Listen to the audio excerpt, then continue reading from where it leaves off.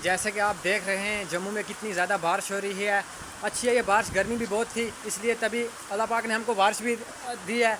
हम यही कहना चाहते हैं कि थोड़ा सेफ़ रहें, बारिश बहुत ज़्यादा है, तवी से थोड़ा दूर रहें। तवी बहुत ज़्यादा फ़्लो कर रही है, आज सबसे ज़्यादा फ़्लो किया तवी ने, इतना आज से पहले कभी 2014 में किया था, उसके बाद आज किया है।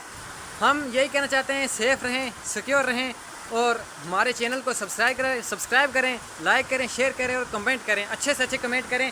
तो टाइम टू टाइम हम अपडेट देते रहेंगे आपको और अच्छी अच्छी वीडियो बताएंगे आपको तवी की।